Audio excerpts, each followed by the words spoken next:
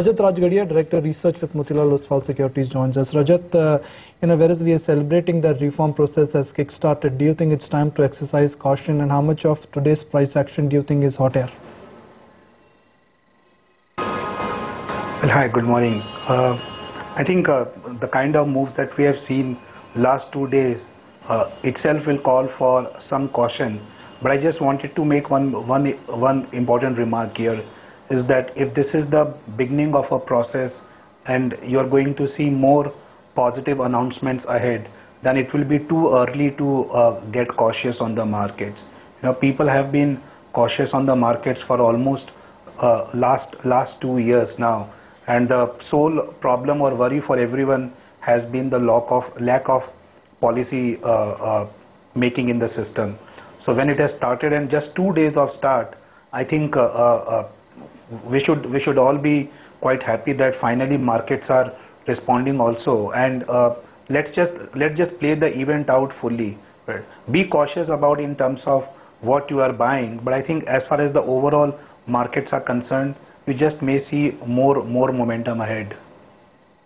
Rajat, but does it safe to assume that with the recent reform push, the government has managed to actually scale down or avert any ratings downgrade?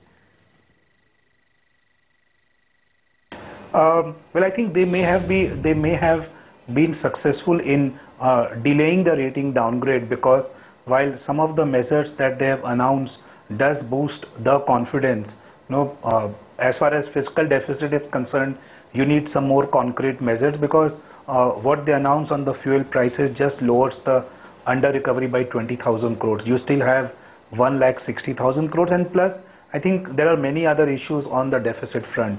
So the rating agencies definitely will take into account the last 2 days of actions, but they would be looking for more events, and that's what I mentioned. Let's just look forward for this week, next week, because I feel that we have more announcements which are going to come to provide not just boost to the economic growth, but also to provide some solutions to these deficit worries.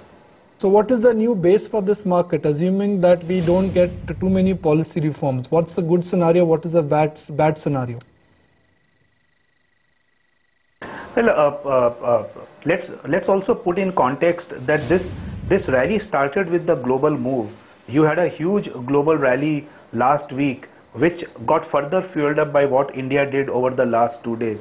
So I think it's very fair to assume that the levels of 53, 5400, which almost was acting like a top for quite some time, should hopefully be the bottom for some time. And as I mentioned, this week will remain quite crucial, because the stance of RBI, the stance of some of the political parties, and whether you start seeing now more individual details coming on the economic measures, will be the critical factor to decide how much more move is left into the system. Rajat, markets today are selling healthcare stocks down. Money is moving out of large cap IT stocks and mid cap IT stocks, and I guess the assumption here is that rupee in the near term will move from strength to strength. So are markets right in doing that, by selling healthcare stocks down and by pulling money out of large cap IT? Well, if you look at the large cap ITs or large cap consumer or large cap pharma, most of them are at their either 52-week highs or lifetime highs, right? So it's very obvious that some money will get pulled out, right? But I just want to reiterate again that this probably is the first day of such reaction, and if the events which we have seen in the last 2 days are significant enough to change views, then just 1 day of action does not lead to everyone changing their portfolio. We just may have days ahead to come when people may have to realign more, because pharma, IT, consumer, these 3 sectors used to be a okay percentage of the portfolios, and had started becoming overweights in almost all portfolios, partly driven by defense or partly driven by currency. You just may be into a period where these 3 sectors may underperform from here.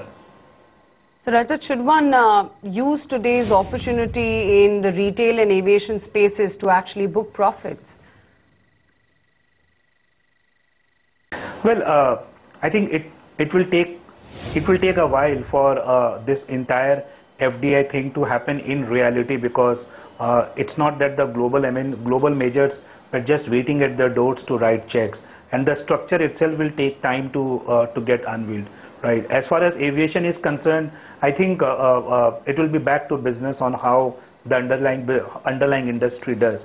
As far as multi-brand FDI is concerned, I think it's very interesting because at least some of the top 2 or 3 players, names like Pantaloon, Shoppers Stop, etc., these have been viable business models, and they have a lot of credibility behind the way in which they have built the business models.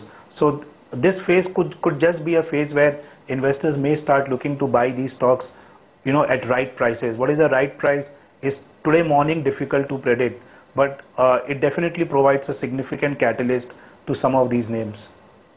Rajat, what is fueling PSU banks? Hopes that Reserve Bank of India will cut rates because of some fiscal consolidation, or now market men are of the view that investment cycle will pick up in next 2 or 3 quarters?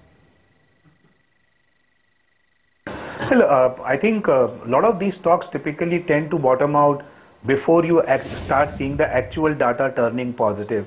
And at least last 2 days of events would have given some hopes to people that, okay, the asset quality cycle has worsened, but if it looks like bottoming out now and sometime post December or March quarter things would stabilize, then you have the large cap PSU banks at 0.8 and mid cap PSU banks at 0.5, right?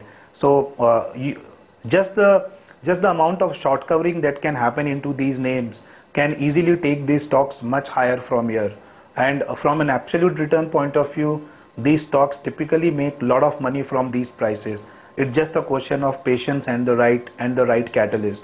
We just may be around the corner where I think RBI's ability to reduce rates is very limited. They may do a rate cut today, to reciprocate the kind of measures that we have seen in the system. But monetary easing is not something that is worth to bet big time on. I think more important is whether the asset quality pressures start stabilizing if the economic recovery starts from here.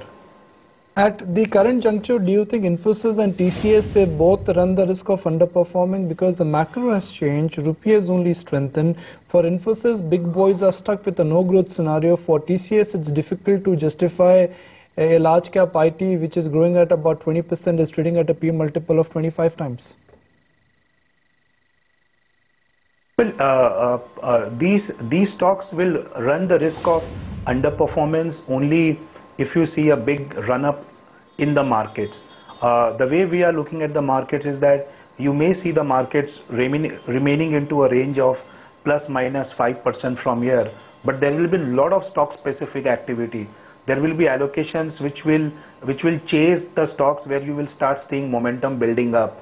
And at least right now, TCS stroke Infosys does not look like that they have any momentum which is starting to build now. TCS today it's corrected, but it's corrected from a lifetime high price, right? From an 18 times FY14 estimate.